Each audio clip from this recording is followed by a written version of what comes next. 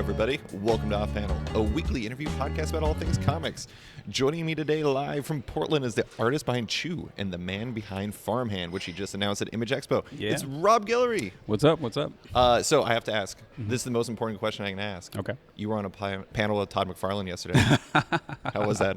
It was really, really weird. I mean, we've met before, and Todd's super friendly. Mm-hmm. Like the first time I met him was in an elevator at the very first Image Expo, and he knew who I was. And he shook my hand with two hands, and it was like, holy crap! Wait, was it like the clasp? Yes. Yeah. And I was like, this dude really is legitimately happy to see me. Yeah. I think I like him. But since then, I have weird Todd stories from yesterday. We ended up in the middle of our panel. I ended up sitting right next to Todd. My phone rings in the middle of a panel, and it's my wife. So of course, everyone's like, put her on speaker. So I did. And of course, Todd, presumes to ask her, what are you wearing? Which was super inappropriate, but my wife just laughed it off. But later, after the panel, in the break room, I called my wife. And of course, as I'm on the phone with her recapping everything, Todd just vaporizes into the room and walks by and is shaving with an electric razor for some reason. And he's like, are you shaving? What are you doing? And he looks at me. He's like, is that your wife? I'm like, yeah. He's like, let me talk to her. I'm like, sorry, honey, this is Todd McFarlane. Sorry. I gave her the phone, and he presumes to just talk to her about some car accident that he saw the week before where some guy jumped the curb and ran over 4 homeless people. I have no idea. I'm like, why are you telling my wife this? My wife knows who Todd is. My wife thought it was the best thing ever. I mean, I think she shared her day with him, and it's this really surreal moment of, I remember at age 9 going to my comic shop, and Spawn #1 had just come out. Right. So it's very weird, 20 something years later to actually have this guy as kind of I wouldn't say a peer, but someone I'm sitting next to at panels and right. kind of doing this work together with. It's really, really crazy. That is really crazy. Yeah. I do think that to meet Todd McFarlane is to have a Todd McFarlane story in some capacity. So I did this piece for The Ringer last year on Image's history, the 25 years of Image, and I interviewed 4 of the founders for it. Okay. One of them was Todd. And the funny thing is I call up his office, and his assistant is like, oh, I'll patch you through. Yep. And despite the fact that I was patched through from his assistant, he proceeded to do a 3-minute bit pretending to be a laundry service.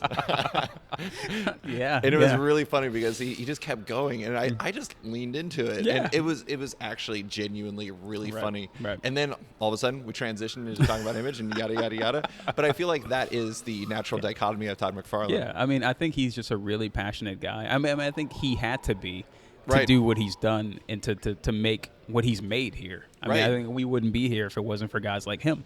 Right. I mean, that I couldn't do what he did. I mean, he is such a big, stinking personality. Right. And he just says what is on his heart, and it doesn't always come. It's not always PC, but he is who he is, and he's a good dude.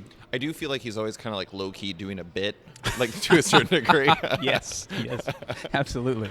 But yeah, no, he's definitely an interesting guy. But we're here to talk about Farmhand. But before we get there, I have to ask about Chew, the reason why. It's kind of built up your world and everything that.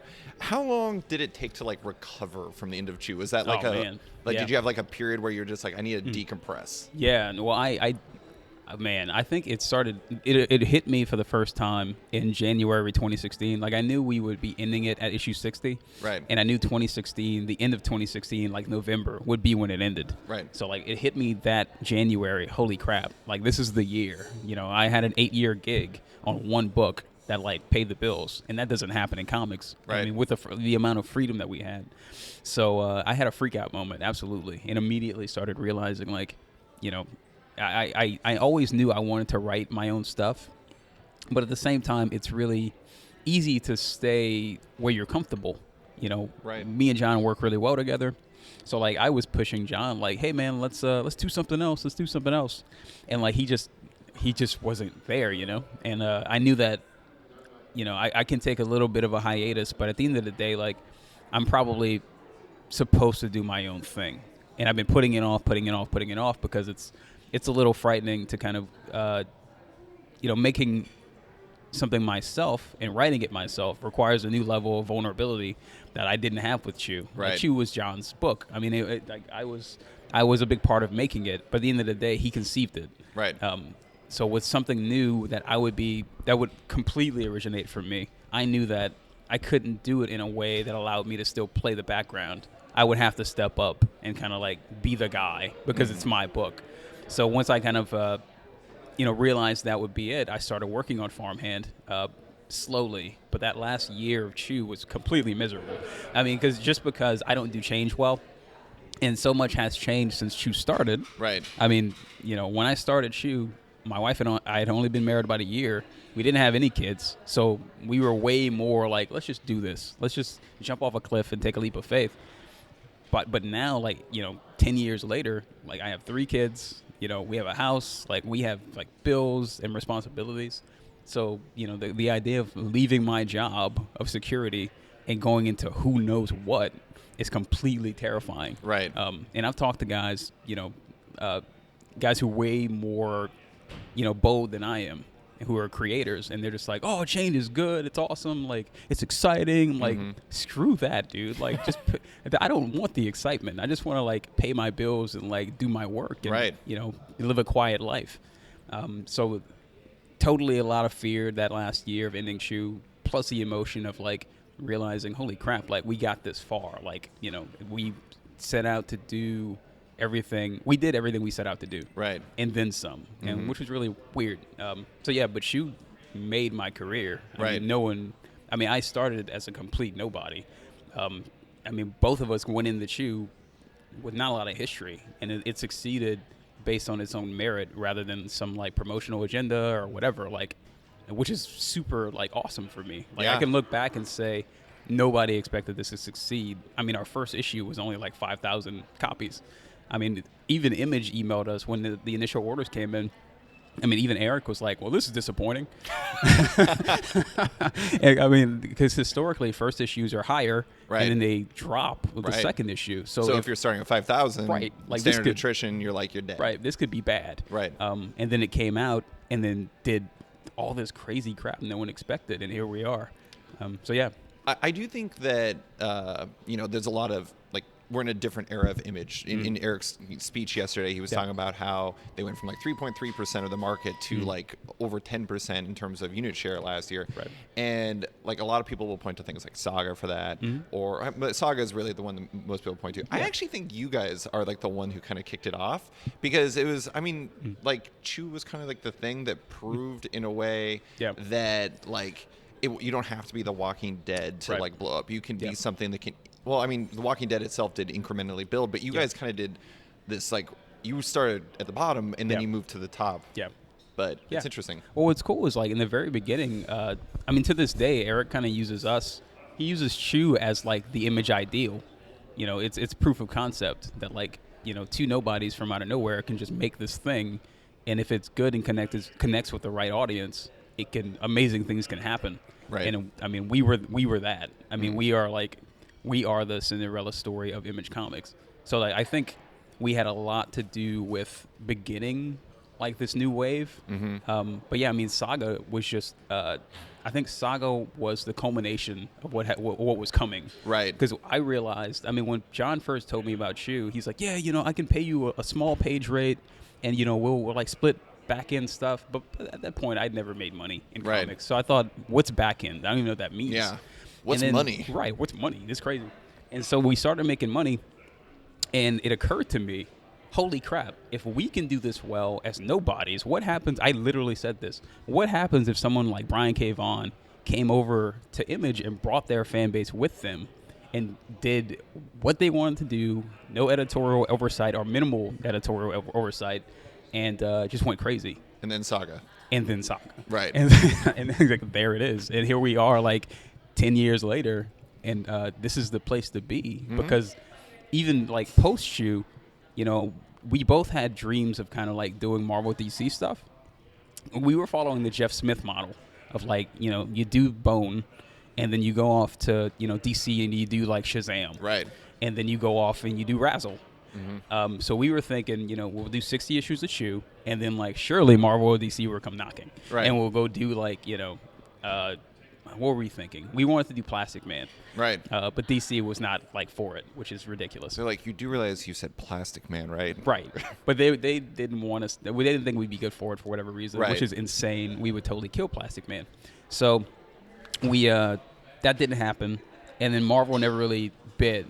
But we didn't really pursue Marvel that much because I don't think either of us really wanted to jump into that. Mm-hmm. I mean, we had been doing what we wanted to do for so long, and like it's really hard to go into a thing and have this oversight structure that says like, no, don't do that.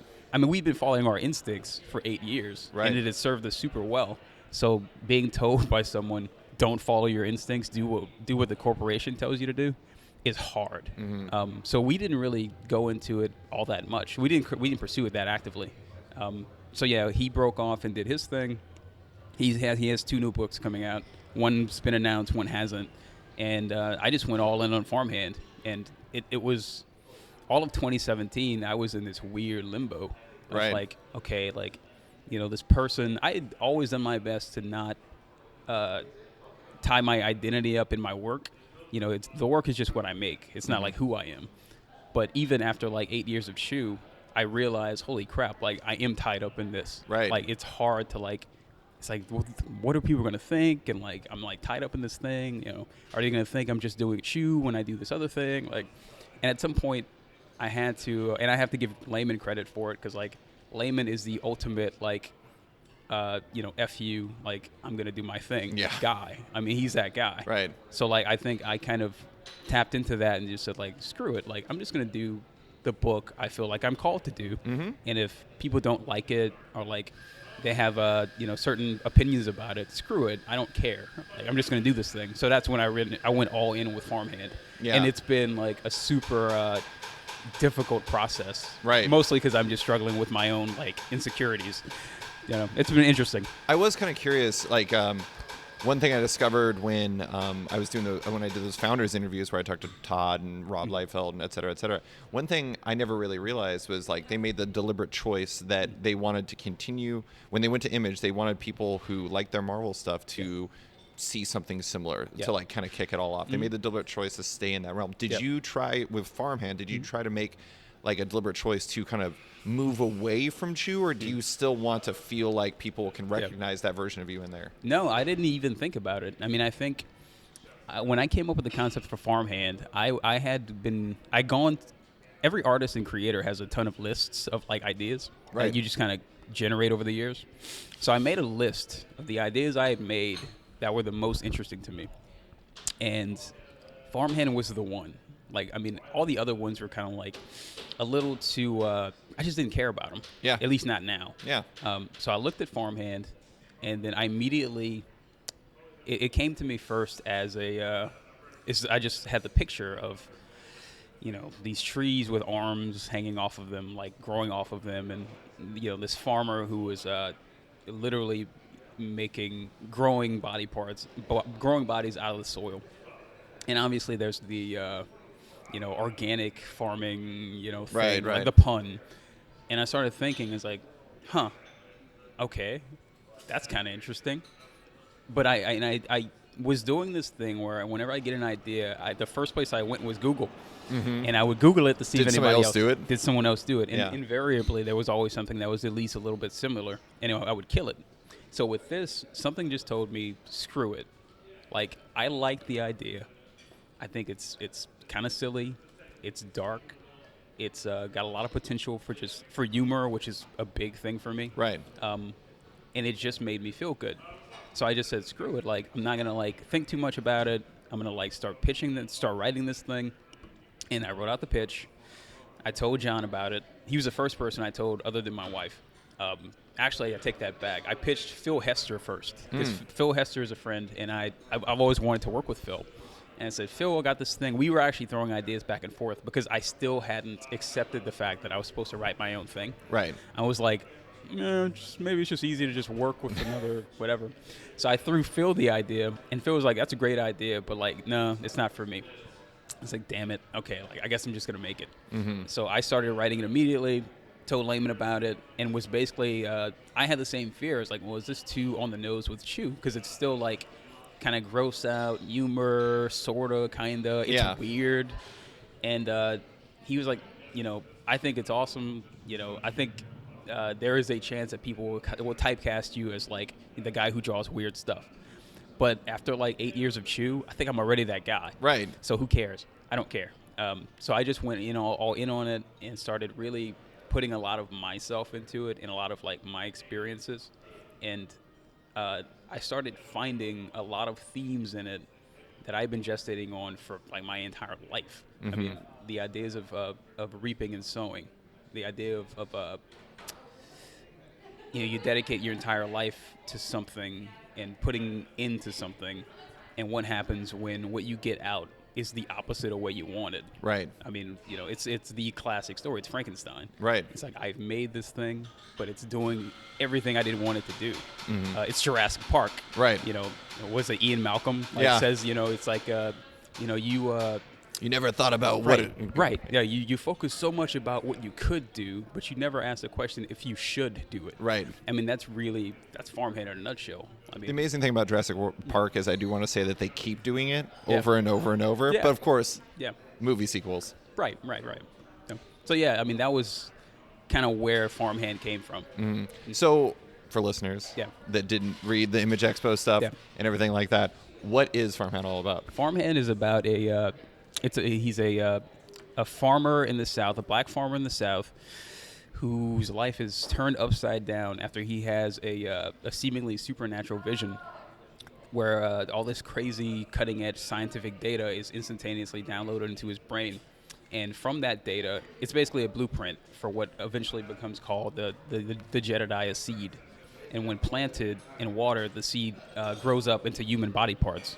So overnight, his farm, his crappy family farm, turns into a one-stop shop for fast-growing, fast-healing, plug-and-play human body part organs, organ transplants.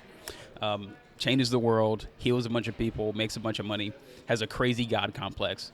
But of course, things start happening that he never planned. Right. And essentially, the kind of like the skeletons in his closet, the things that he's sown in his entire life, are coming back to haunt him. Mm-hmm. And the first people who will suffer the repercussions of his actions will be the people closest to him. It'll be his family. The main character of the story is his son, Ezekiel Jenkins, who is newly reconciled with his dad. He moved back into town to the farm where he grew up to reconcile with his dad, brings his family with him. He's all in on reconciliation and moving forward, but everything from the past keeps coming back. Mm-hmm. And he keeps not just ruining the relationship, but it's actually threatening to destroy them. Yeah. So the entire book is about, really, and this sounds heavy. I mean, it is a dark comedy. Right. It's light and it is fun, but there is heavy parts to it. But the core of it is ultimately about, it's about pain and progress, which is like a universal human thing. Right. It's about how do you come from a place of pain, moving toward progress and light. But what do you do when darkness in your past and that pain is always like haunting you? It can't. How do you break free? Mm-hmm. That's Farmhand. So that's it in a nutshell. I do feel like, I mean, obviously all the things you mentioned already are a really important thing. But do you think that, like, part of your life, the big life changes, like, mm-hmm. You have 3 kids now, all this stuff like that. Do you feel like you want to represent that part by making it's a family book at its core too? Like, is that a big part of it? Oh, absolutely. I mean, I think I'm writing from where I am. I mean, I'm like super into my family. Like I am a family man at heart. And I think all the things I percolated on in the last 10 years since we started our family have been along those lines of like, what am I building? What am I putting into my kids? And where's this going ultimately? I mean, that is the core of everything I'm doing. So it made sense that that's what Farmhand would be about. And then on top of that, I mean, in terms of I haven't mentioned like the enemy or the villain of this thing, and I'm not talking about it, but ultimately, I think the most real threat the most frightening thing I could put in the Farmhand is ultimately something everyone can relate to. Mm-hmm. Okay, everyone has people that they love. So what happens when the things the structures you've constructed in your life start coming back to tear down the people that you love the most. Right. That is the villain of Farmhand, and there is like a personification of that we introduce later. But yeah, that's the book at its core. Yeah. Yeah. So I'm kind of curious. Like, obviously, we know you as an artist. Mm-hmm. You're stretching your wings and you're into a different realm. Like, how much was it difficult for you to get? Was it difficult for you to get used to the writing element of it and getting into like not just the scripting, but like kind of honing your ideas into something that's more pure narrative? Yeah. I mean, I've always had the instinct for writing, even though I haven't done nearly the exercises a lot of people do. I mean, I think I just kind of have a natural acumen for like storytelling and kind of moving things along. I've always been pretty articulate, so I think I spent a lot of time in that last year focusing on how I wanted to tell it. Did I want to do full scripts? I talked to like everyone from Scotty Young to Paulo Rivera, like Francavilla. Like I was talking to everyone about how do you guys do this? How do writer-artists work? And I settled on doing full scripts because that's what I came up with. I mean, after working 8 years with Lehman, I kind of absorbed a lot of like how he writes scripts. I mean, like, because I think it makes the most sense. Like, I worked with tons of different types of scripts. His were always the most succinct. They're always really rich, but they're not. They had a lot of detail, so you can immerse yourself in the world and get a feel of it. But there was always freedom to like break free and do your own thing.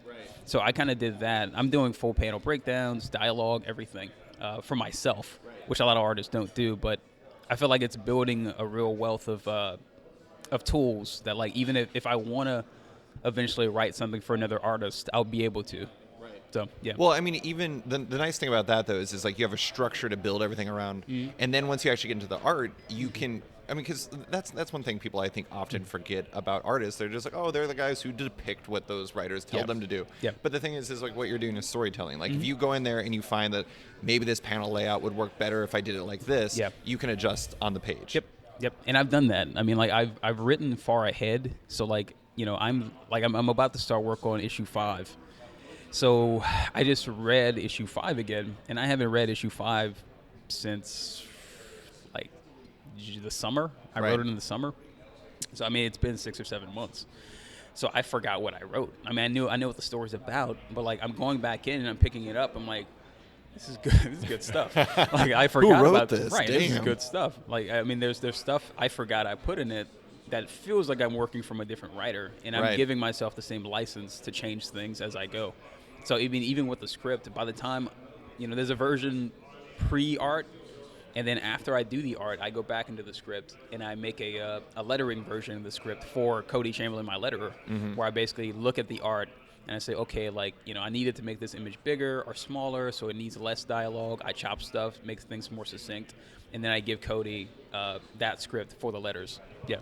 I think it's funny that Cody's lettering it, just given the fact that, like, the thing I know him for is Sweets, which is a great book, and it's just thinking about him doing lettering. I'm like, I feel like he's super overqualified for that. Well, like, I've been knowing him. We've been studio mates for like 15 years. He's a Louisiana guy, right? Yeah. I see him every day. I mean, he's a great guy and the most talented graphic designer I know. Yeah. I mean, he made the logo for Farmhand. He's like a Zen guy. Like his design concept and how he processes especially how he processes type is on another level. So I knew it was a little under his pay grade to like offer him this. Sure. But he was like, yeah, sure. Yeah. So like I'm like, cool. Yeah. So he's learning a lot as he's doing it, and he seems to be having a lot of fun, and it's not a huge burden for him because he's just really good at it. Mm-hmm. So it's been a lot of fun. Do you feel like I had no idea you guys were studio mates? Is it good to have like? I'm sure you guys aren't constantly pestering each other, but having like a sounding board there, if you want both, who especially, like he's a guy who, you know, Sweets, he wrote and drew it himself. Yeah. Like that's a book he did himself. Like having another cartoonist that you can lean to. Yeah, I mean, I kind of built a brain trust early on with Farmhand, where I reached out to different guys, creators and non-creators, that I knew that they had good taste. Sure. And I knew that they had an eye for this thing, and they could detect what was good and what sucked about it. So like John was one of them, Layman. Cody was another.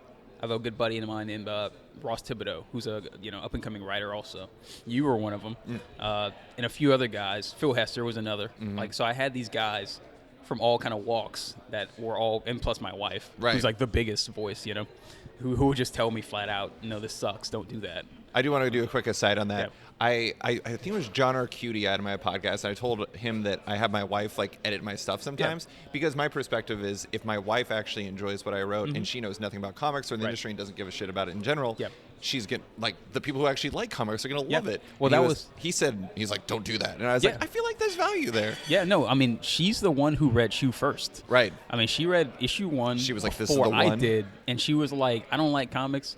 This is awesome. And you're going to be awesome at it. Yeah. Like, she was the one who was just like, yeah, no, this is it. And I was like, really? Like, okay. Yeah. And she was absolutely right. So, I mean, with Farmhand, she's been the one that's like, this is rich. Like, there's so much depth beyond this kooky hook. Like, there's a world with fully formed characters. There's deeper themes in it that I think are universal and say things that I didn't intend in the beginning, but they're saying it on their own. So I also feel like it's you, which, I mean, obviously you want anything you do to be reflective of you, but I mean, like a Plastic Man book would have been fun, but like it may not have been you ultimately. Yeah, I mean, I think there's, I've never like put myself on this pedestal as someone who like had like all this stuff to say. I mean, like I pulled back from social media in a large way because like I'm like, this is ridiculous. I don't feel like, I'm like, I have to like be on some pedestal speaking this stuff into the world. Right. But like I think I've been put in a position with this book through no fault of my own to like say some things, into the culture and into the medium that is really weird. I mean, it's weird. It's a new level of my career. Mm-hmm. Yeah. So the one major difference besides you writing is the fact you're not coloring this. You colored yourself before. You had color assists from Taylor Wells. Yeah. Taylor is now coloring the whole book. Yeah. So what is she bringing to the book, and how is she helping bring this book to life? She's just been killing it. I mean, like, it took a lot of adjustment because I was such a control freak with Shoe. Like, I didn't want to bring on a colorist or even have much of an assistant because I had a chip on my shoulder. Like, I wanted it to succeed and know people liked it because like I was making it. Right. I didn't want people to think, the art's okay, but the color's like really what makes the book. Right. So I think there was an insecurity in me that I just wanted it to be my book. Mm-hmm. With Farmhand, I don't have that anymore. Like I know how much time I dedicated to coloring, and now that I'm scripting, I can't do that. Right. I mean, I was spending entire, I calculated how much time I spent coloring Shoe, and it was over a year of my life that I spent coloring. Wow. It. So like looking back, like, I'm good giving this away. She's been killing it. I mean, I kind of came alongside her and was her color assistant, did like finishes and stuff on the first issue. But since then, I haven't touched anything she's done. I mean, she's nailing it. She's making it her own thing, and it's bringing out new aspects of my work that easily differentiated from Shoe. It's changed it a lot. It's cool. I do think one of the underrated things about that relationship is the fact that she was, I mean, for lack of a better word, like your understudy for a long time in understanding what you want out of your colors. Yeah. And by like going through that process with you on Shoe, like obviously you guys are going to be simpatico going straight into Farmhand. Yeah. And I mean, I think this is just a phase of her career. Like, I mean, she's a phenomenal colorist, but like she's a crazy, awesome artist in her own right.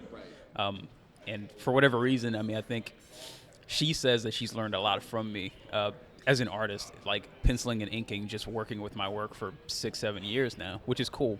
But I think I'm a stepping stone in her career. Like, I think at some point, hopefully after Farmhand's done, she'll break off and do her own stuff. She won't always just be coloring my stuff. Right. Yeah. So do you have like a overall plan for where this will go? Like I always feel really weird being like, your book doesn't come out until the summer. Yeah. How long is it going to last? Right. But at the same time, it's like that kept happening during the expo, so I figured I might as well ask. Yeah, I mean, I have enough story outlined for like 24 to 30 issues, depending on what the sales do. Sure. But yeah, I mean, the plan is I don't ever want to do a monthly comic again, at least not like 60 issues of a monthly comic. So I think ideally, I'll be doing like an arc, like maybe between 5 and 7 issues a year, realistically. Like I want to do skip months and everything. Like it's just healthy for me. Sure. I mean, I am not where I was when I started Shoe. I mean, I was working crazy hours all the time. before I had kids, but now, like, I mean, they need me and they need my attention. So, like, I don't work weekends. I work, like, standard, like, 9 to 5.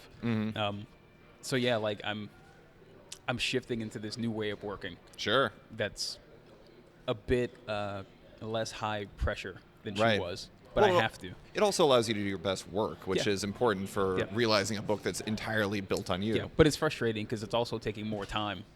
Like, I'm taking more time penciling and inking it, and it's moving slower. And what took me, I used to pencil chew in like 7 days for a whole issue. And now, like, you know, it's taking me a little over 2 weeks to pencil all of Farmhand. And it's frustrating. But, like, you know, my issue is not the quality, it's how fast I'm doing it. But this just may be how fast this takes to do it.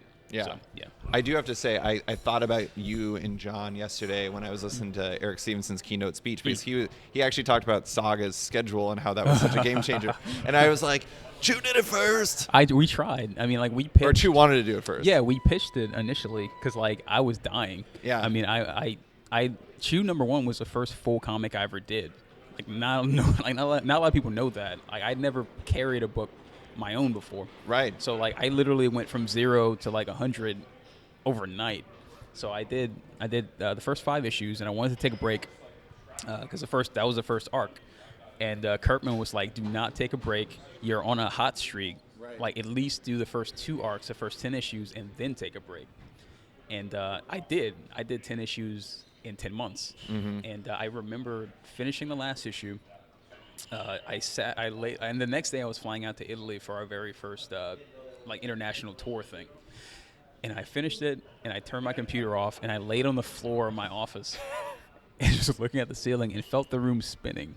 Oh my god! I was just like, I'm never doing this again. Yeah. So yeah, from then on we did like 3 months in between. Right. Which is what I'll probably do with Farmhand. Yeah. It's a good plan. I mean, there's a reason why it's basically been incorporated into every Image book, and it's because it allows you guys to survive. It allows the time for the best work to happen. Right. But I mean, people are used to, like, seasons of television. Like, I think you can bring that to comics in a way, and people will respect it, especially if you hit your dates. I mean, the thing I really like about like Paper Girls, and I think Saga does it too, but, you know, at the end, the very last page says, you know, the next issue comes out on this day. Right. And you know it's going to happen. You know, I have, like, this prevailing theory about comics, and it's like, the idea of monthly isn't the important part. It's the idea that there's, like, a predictable regularity to it. It's like if you say that it's going to come out every 2 months and people can set their watch to it, they're not going to care. Right. Like, I mean, comic shops might care because it means they're going to have less to sell and everything like that. But ultimately, for the readers, they're going to pick it up because, like, I know what to expect from this. Well, I have a plan, and it might be a bit of a crazy plan, but I kind of want to do, just sitting here thinking about it, like, I kind of want to call my shot. Like, I want to... I'm thinking about doing a calendar. Like, you know, like, there's, like, farmers calendars. Oh, that's... Like, and I want to map out, like, okay, issue 1 comes out here. Here's 2. Here's 5. Here's 7. And map out. This like, is exactly when it'll This is the seasons. These are the seasons, and which fits with the whole farming thing. Yeah. It's like, okay, like, here's season 1. Here's the fall. Here's the spring. Here's the autumn. You know, whatever. Like, it's all kind of mapped up. So I may do that eventually. Yeah. I mean, call my shot. Hopefully there's sales to support it, but... I think that retailers would actually respond to that. Right, absolutely, because, like, then they can say resolutely, if somebody's like, when do I get the next Farmhand? You're like, October 17th, because I know that. Right, I mean, and what's cool is I'm working so far ahead that it's possible. I mean, I'll be done with issue 5 like 2 months before issue 1 hits, so I'm ahead.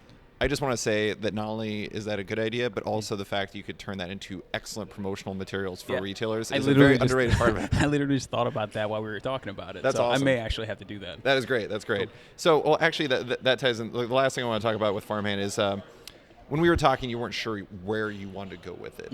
Like, you ended up going with Image. Why was that the move to make? I wasn't sure. I mean, I was kind of... There was a part of me that was honestly a little... I always felt a little underappreciated. So I think some of it was, like, ego. Sure. Because I think that, you know, I think we did play a part in, like, Image becoming what it has become. Not because we're, like, great or anything. I just think we were at the right place at the right time. Right. And I always felt like, you know, we never had, like, the immense success that a lot of books have now. Right. We just had, like, we had a different level of success. And there was a part of me that always felt like we were just underappreciated. Like, we were just like the old dog who's just like kind of been around. Right. So there's a part of me that was a little bitter when I left. I was like, well, maybe I'll just go somewhere else. Right. And it's just being completely honest. Sure. And at some point I just realized, like, that's a stupid way to feel. Like, screw this. Like, they've been really good to me from the beginning. I mean, to this day, I mean, even having me here and what they've been doing for me while I've been here has been phenomenal. I mean, they've always been really, really good to me, and I think this is home, you know. And I did explore other options, and they were all clearly not the way to go. Right. I mean, it was clearly not the way to go. Yeah. Yeah. I do think, like, so there's this thing. It's like a personal theory in comics I always call like metronome comics, and it's like when there's like this predictable quality and predictable like release schedule and things like that, it's like you almost begin to underappreciate it because you know it's always going to be there rather than the new number one or like you know, this thing is happening or whatever. And you know, it happens all over. Like in sports, like there's like players who end up making the Hall of Fame who always have like a solid season for 20 years, but like you don't remember that. You remember that one time where Brady Anderson hit 51 home runs for the Baltimore Orioles. And I mean, like, I think even at some point toward the end, I mean, we got emails from Kurtman and we got emails from Stevenson that were really like really humble and really, really sweet. Sure. Where they were just like, you know, they had a lot of like new guys come in, because like, you know, it was a place to be, and I think Eric was really sweet in saying, like, you know, we got all these new books coming in, but people are like missing deadlines and like they're not reliable. They're like coming in, getting a big check, and like vanishing. And that's when they really got serious about deadlines and got serious about, you know, you can't even solicit until you got 3 issues done. Right. They got really serious about it because people we're exploiting the system. So with us, he really looked back at us and realized we were steady. We were slow and steady. You know, we're occasionally a week or two late, and you know, we didn't put it out as fast as he would have wanted. But he looked back and was like, you know, we appreciate your loyalty and the fact that like you followed through. Right. And I respect that, and that meant a lot. Yeah, I do think that one thing that you said earlier that, I mean, there's a lot of image books these days, and I think you're not the only person who thought of the fact that like. If Rob Guillory and John Layman can have this level of success with Chew, what could I do? It was like you guys were almost like proof of concept that the image model works. Because we shouldn't have. I mean, we shouldn't have worked. I mean, there was nothing special about us. I mean, we didn't have the big names or any of that stuff. Even the concept was really weird. But I do want to say, didn't you guys win an Eisner your first year? Yeah, we did. Yeah. No, we did everything. Yeah. I mean, you talk about like, I was only 27, I think, when we won the first Eisner, and it was like, what the hell, dude? Like, this was my first comic, and like, I'm up here. I didn't even know, like, this is how naive I was. I was so unplugged. I didn't even know that the Eisner Awards were a thing until we got nominated. Right. Like, we were in Italy for our trip, for our first like international signing thing, and Joe Keating emailed us. I was like, hey, guys, congratulations. You got nominated for, Best New Series for an Eisner. You're like, cool. Like, what is that? Is that like, wow, okay. It's like, what is it? It's the Oscars of comics. I'm like, oh, well, shit. Okay, then, sweet. And, like, we won it. And then the following year, we won for Best Continuing Series, which, like, the previous year, The Walking Dead won that. And it was crazy, man. I mean, we were, John was nominated for Best Writer. I was nominated for Best Artist, which is insane. Right. It's like, I'm up there with like 5 of the best in the industry. I'm like, what the hell? Like, there was a point in time where people wouldn't hire me because they didn't think I would sell. Yeah. And like, my weird crap is like up there with these guys. Like, that's crazy to me. Right. So that was like game-changing stuff. Well, that is one of the fascinating things about your art is the fact that, like, I almost feel to a certain degree like the people who have real style, and like everybody's got a style, but like a different style, I guess. Like there's like people like Xander Cannon or like Chris Schweitzer and like like even Trad Moore. Like Trad Moore is not a traditional superhero artist, but it's like people might be dubious of hiring you guys because of that, and it's like you almost have to like have something like Chew to prove the fact that this is a thing that I can do. People will buy this despite the style. I air quoted. You guys could hear that. Well, I mean, there's I think what we hit, and even with like pursuing Marvel DC work, I think what I kept telling John was, most companies didn't have vision for Chew. I mean, he pitched it to Vertigo and various companies, and no one got it. No one saw it. So I think I think even though we have all this success under our belt, I still think we could pitch something and they would miss it. Right. I think that they would say like, well, they just did this one little weird thing. Like, how could they possibly do like a Batman? Right. How could he do Spider-Man? I don't see it. So I think if we do big two work, we're gonna have to we're gonna have to make a pitch packet. We're gonna have to like do sample pages and stuff like that because they won't get it. Yeah. Which is, for me, it makes doing my own thing that more tempting because I don't want to jump through that hoop. It's like, I can spend my time trying to convince you that I'm good for this, or I can just go and do my own thing and like be left alone and like probably make more money doing it. Right. it's like that's super tempting. Yeah. I do think the funny thing is like you have like before this, John McCrae was here and we were talking to him. Mm-hmm. I mean, he's a guy who is an atypical stylist as well, mm-hmm. and he did a book in Hitman where that works. Yeah. And like books like that are proof of concept that you can do those things in those worlds. They just have to be. It's like a question of fit. You just have to find the right thing. Maybe you aren't the right fit for Batman, but. Right. I mean, you could do I would really killer I would Hitman. Absolutely kill Batman. I mean, we've talked about this. I mean, like, I'm totally cool with doing stuff that people don't expect me to do and like proving them wrong. Yeah, that's been my entire career. I mean, people have always told me this will never sell. You're like John Locke from Lost. Don't tell me what I can't do. Right, I'm that guy. Like, they've always said this won't sell and people won't like this. But, like, I built my entire career on that. So, like, I'm all for trying a Batman at some point and doing something that hasn't been done before. Right. I mean, I don't know. I've seen Jim Mafood do, like, a Batman short story, and it was great. I mean, Mike Mignola is not something anybody would ever think of, but everyone still talks about Gotham by Gaslight. Exactly. Like, Paul Pope, I mean, like, there's different – when you bring something different, that's when the visionary stuff happens. Right. Like, it can't – how do you expect to achieve like something new and visionary if you're just replicating what came before? Right. I mean, how many books do people still talk about that were entirely in the box? Exactly. I mean, like there are the ones that are like amazing examples of the medium and everything like that, but a lot of times you're talking about the ones that bring something different. I mean, even like Frank Miller, what he did with Batman is way different than anything else. Right. And I'm sure like the previous generation of like Batman fans would look at Frank Miller and be like, what's he doing? This is weird. Why is Batman so stumpy and like grumpy? Like, why is he growling so much? This is intense. Like, it's so far from the original Batman concept. I mean, it's just not the same guy. Right. But it's visionary and it's different and it's awesome. So, last thing I want to talk about, I actually has a couple more topics, but it's just really about kind of your place in the world. Yep. And like, I'm from Alaska. Yep. I'm used to having some level of disconnect from comics. Yep. You're from Louisiana. You don't use social media a ton. Mm-hmm. Do you feel ever like kind of disconnected from that world? And beyond that, like, is that a good thing? I think it's good. Yeah. I mean, like with I was reading about I have a book about Watchmen. It's this giant oversized thing. Yeah. And it has interviews with Gibbons, and he talks about when they were making Watchmen, they were over in Great Britain, or they were over in the UK, and no internet back then. They were like mailing in pages. Right. So it came out and was doing what it was doing over here, but they had no idea. Right. And then they got on the plane and came to San Diego Comic-Con, and everyone was like treating them like rock stars. And they're like, what? And they were like, what the hell is going on here? Right. And we were like that when Shoe hit. I live in Louisiana, so like we don't have, the comic scene is actually growing, but it's not like Portland. Right. So like we, Shoe number 1 came out, blew up, 2 came out, and then San Diego Comic-Con was that month. And so I flew out to San Diego, me and John, and we were just like engulfed with all this love, right? And like people just being like, "Oh, I love your work. Like it's my favorite book." Blah blah blah blah blah.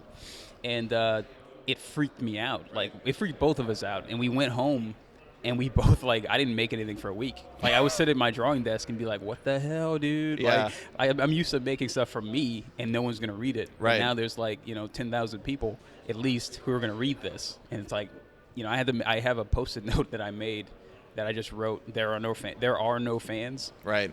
And I still have it on my desk today. Like I can't think about it, because if I think about them, I have insecurities that like will make me start to change who I am and what I want to make, because like I'm concerned about what people are going to think. Hey, the last thing you want to do is fan service. They like you for you. They don't like you for what they want out of you. Right. But I mean, it's been nice being separate.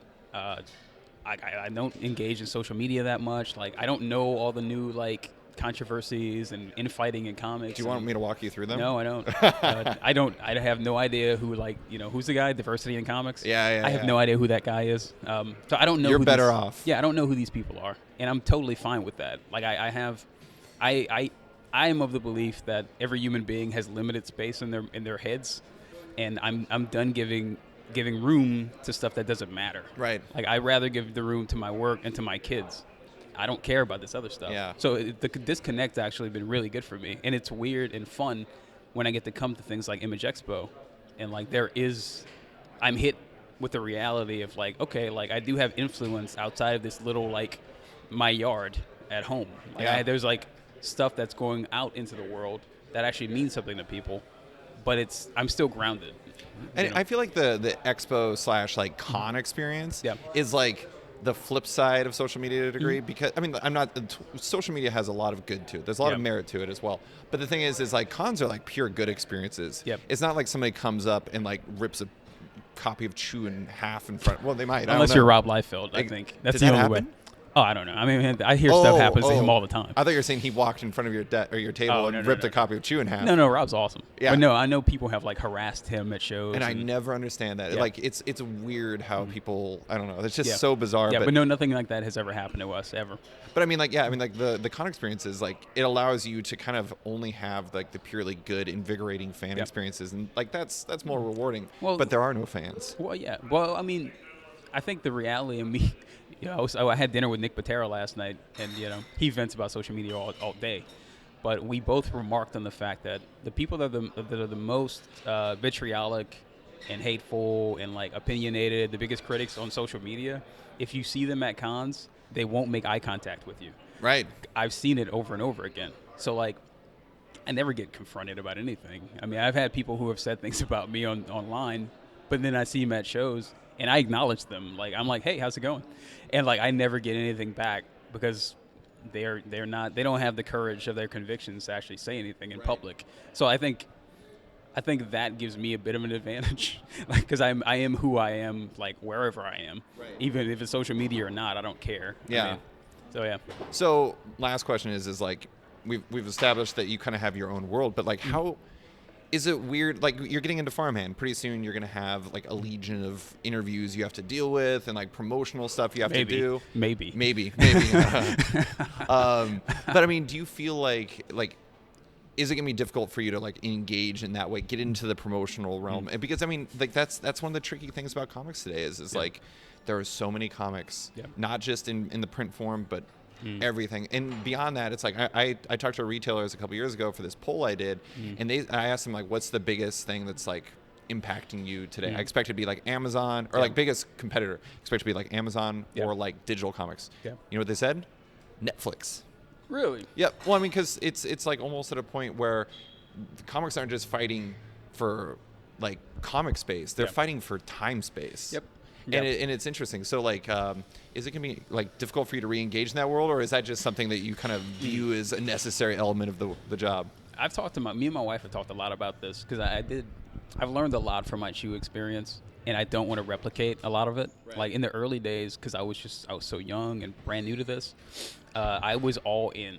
Like I would like Google reviews and listen to it and like take it in, and like it made me a really anxious person. So I've decided like I'm not going to engage in it. Like I'll do the interviews and all that stuff. I'm not going to go looking for it.